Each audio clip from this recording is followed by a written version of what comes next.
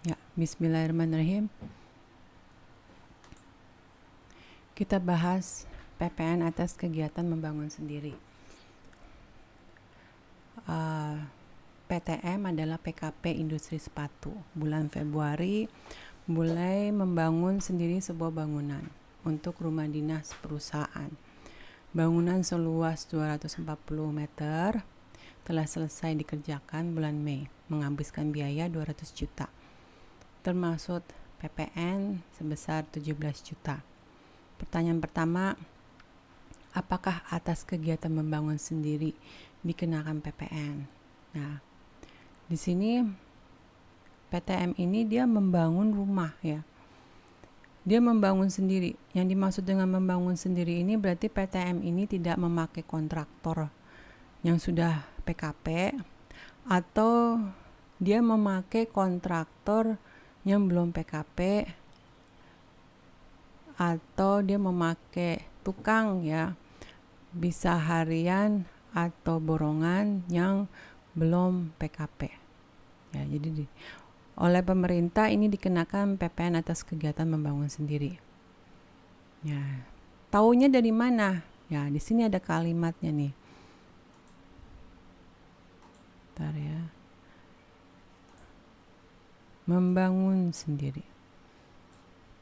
Nah, sekarang kita harus bisa identifikasi apakah ya membangun sendiri ini dikenakan PPN.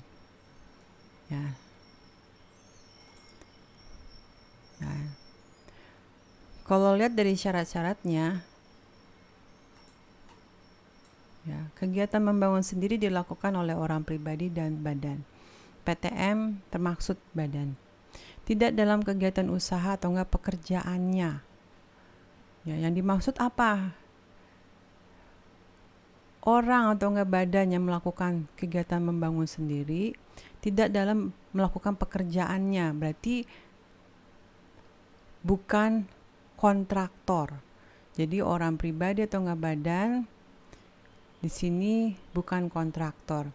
Di sini jelas sekali kita kelihatan kalau PTM ini bukan kontraktor karena dia bergerak di bidang industri sepatu. Terus hasilnya bisa digunakan sendiri atau enggak pihak lain ya. Kalau digunakan sendiri berarti dipakai sendiri. Kalau di pihak lain berarti dia jual atau enggak sewakan. Kalau di dalam soal ini digunakan sendiri karena apa? Akan dijadikan rumah dinas perusahaan. Ya. Terus ya. Kalau ini mengenai bangunannya ya. Ya. Luas keseluruhannya. Ya. Paling sedikit untuk dikenakan PPN membangun sendiri itu luasnya paling sedikit 200. Di dalam soal luas bangunannya adalah 240 meter. Berarti terutang PPN atas kegiatan membangun sendiri ya. Jadi terutang PPN atas kegiatan membangun sendiri karena PTM membangun sendiri tidak dalam kegiatan usaha atau pekerjaannya dan luas bangunannya lebih dari 200 meter. Pertanyaan kedua, berapa PPN yang terutang? Ya. Untuk PPN kegiatan membangun sendiri ini rumusnya. Ya, PPN sama dengan 10% kali DPP. Di mana DPP-nya itu bukan 100% tapi 20%. Ya. Ya, 20% dari apa? Jumlah biaya yang dikeluarkan dan atau yang dibayarkan untuk membangun bangunan tidak termaksud harga perolehan tanah. Jadi kalau ada harga perolehan tanah itu harus dikeluarkan. Nah, biayanya berapa? Biayanya ini adalah 200 juta. Di dalamnya termaksud PPN. PPN-nya berapa? 17 juta. Ya, jadi di sini ya udah didiamkan aja nih 200 juta. PPN-nya jangan dikeluarkan. Karena apa? Jumlah biaya yang dikeluarkan dan atau yang dibayarkan untuk membangun bangunan. Dia nggak nyebutin PPN-nya harus dikeluarkan ya. Yang harus dikeluarkan hanya perolehan tanah. Jadi 17 juta ini tetap masuk ke dalam dasar pengenaan pajak untuk menghitung PPN KMS. Jadi berapa PPN-nya? 10% kali 20% kali 200 juta sama dengan 4 juta.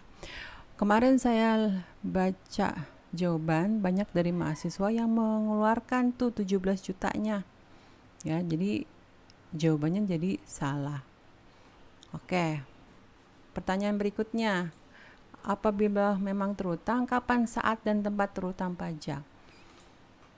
Ya, jadi ini saatnya adalah saat dibangunnya bangunan sampai dengan selesai. Kapan itu? Bulan Februari 2020. Terus tempatnya di mana? Ya, tempat bangunan ini didirikan. Di sini di dalam soal nggak secara spesifik ya diberitahu bangunan tersebut berada. Ya. Terus pertanyaan berikutnya, kapan penyetoran dan kapan pelaporan? Nah, di sini penyetorannya adalah ya, tanggal 15 bulan berikutnya dan pelaporannya adalah akhir bulan berikutnya. Di dalam soal dia nggak nyebutin spesifik ya, dari bulan Februari ya, Februari sampai Mei ya, Mei itu total semuanya adalah 200 juta. Ya, dia nggak menyebutkan Februarinya berapa, Maretnya berapa, Aprilnya berapa, Mei-nya berapa. Cuma totalnya dari Februari sampai Mei itu 200 juta. Jadi untuk jawaban pertanyaan D itu jawabannya secara umum aja. Kalau penyetorannya itu tanggal 15 bulan berikutnya, terus laporannya akhir bulan. Jadi kalau misalnya untuk bulan Februari, ya anggap aja nih bulan Februari gitu ya. Ini Februari ya, berarti kapan setornya? Ya, setornya itu adalah 15 Maret ya. Ini setor. Terus kapan itu lapor ya? Januari, Februari, Maret. Berarti 30 Maret. Itu dia lapor. Ya. Oke.